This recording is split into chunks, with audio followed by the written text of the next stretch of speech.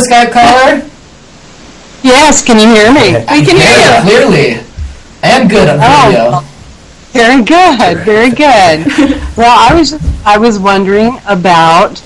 I heard that there were some medicinal seeds, or just what exactly the seeds were that were being bought and sold. I believe from not maybe not Alaska, but Canada. Amsterdam. Canada and Amsterdam. Right. They were even making like peanut butter out of them, and it's supposed to taste like cashews. So are you talking about seeds, or are you talking about edibles? Probably what you just said. Edibles? Processing seeds into peanut butter-like substance. Well, because there's a couple different things that you could be talking about. One is you have been able to purchase seeds from Amsterdam and Canada and anywhere for that matter for years and years now.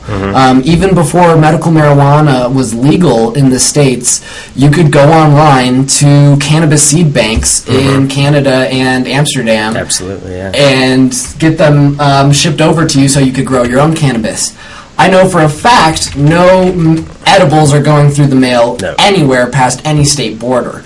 You can mail an edible in Colorado to someone else in Colorado if you've got a medical marijuana license and if they have a medical marijuana license. That's a legal transaction within state lines. Absolutely. Anything that passes state lines is a federal offense of trafficking narcotics Schedule 1 substance, and you can get in big trouble for that. Major trouble.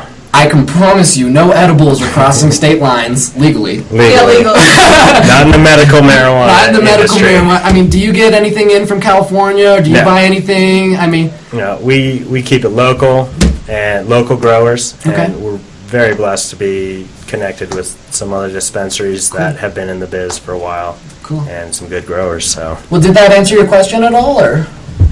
Well, yes, it did. Do you have time for one more little legal question? Go ahead, ask away.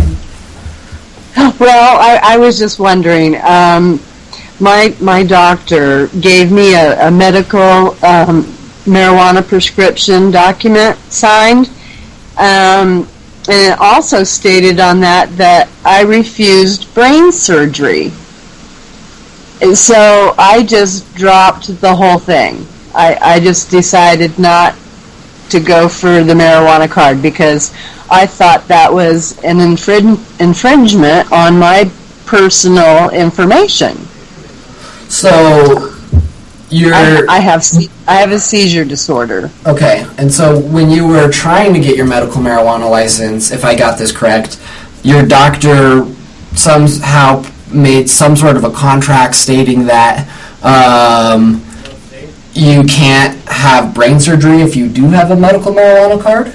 Is that correct? No, he went ahead and signed the permission slip for Oregon that I could apply for my medical marijuana card, but alongside him stating that fact, he also stated that I refused to have brain surgery.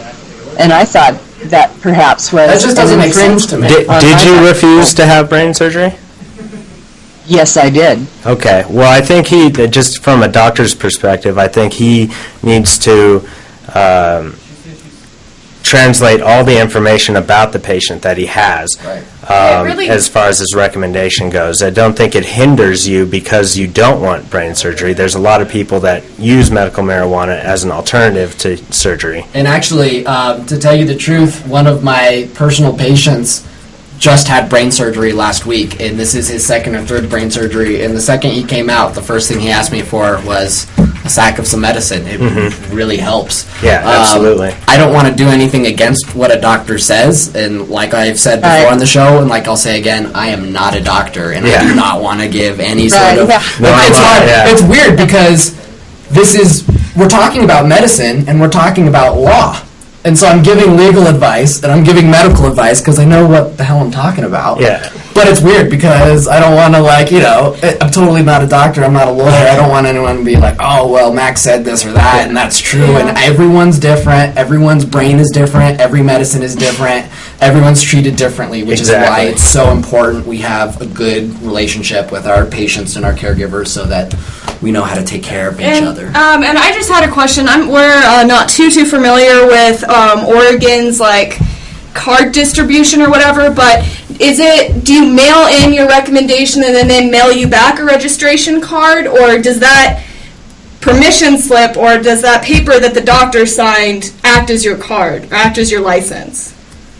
The paper slip that the doctor signs is actually given back to me, and then I send that slip along with several pages of information back to Portland, and then they decide whether or not I should be a recipient. Oh, they have to decide after the fact, too? Wow. That just shows you the differences there. They don't just I'm pretty take familiar. his recommendation. Yeah. Well, and that's going to change in the state of Colorado, too, with, I think it was Bill 109 is where now you need multiple doctor recommendations throughout the year, but also you're going to have to get your medical marijuana license approved through the Board of Revenue, not the Board of Health, Right. the Board of Revenue, Of course. appointed by the state. Probably Similar. They're gonna. It's in the state of Colorado, what they're gonna do is they're basically gonna say, let's look at your criminal history. Do you have a drug charge? If you do, you can't. You're going to be denied your medicine. Exactly. Yeah. Well, and I was just going to say, and if they do end up sending you that paper back, it might actually be good that they went into that kind of detail that you not qualify, that's not the right word, but for brain surgery, and that this is an alternative to that, and it really helps you out. And as long as people can't see that afterwards when you actually get your card, I don't know if that helps at all, but I don't know. I worked at a medical marijuana doctor's office that was actually based out of Portland, and it came to Colorado in 2001 or whatever, so I'm pretty familiar with the Portland law too, but I didn't know that they had to review that after the fact. Is that something new, or I don't know? No. As far as I know, it's been in effect since the beginning. And you're in Portland currently? Are you? Yes. How did you hear about medicinal marijuana TV? Just out of curiosity. I was searching the web. Yeah. For informational statures, and found your show, and have been with you since your first show. And in that matter, I'd also like to applaud you for your maturity. Well, thank you very much, and thank you for watching the show and tuning in and participating in it. We're trying to, instead of just give information on the internet, we're trying to give interactive information so that people like you from home can, ask people who know what's up and who can... Or potentially in Asia. Exactly. Have a conversation. Yeah, as we were just talking about. Yeah. I mean, I'm sure people in Asia would be freaking out if they, saw us selling weed with credit cards and out of front stores. You know what I mean? So maybe we'll try to open this up a little bit to the global community as well. But, hey, if you could get...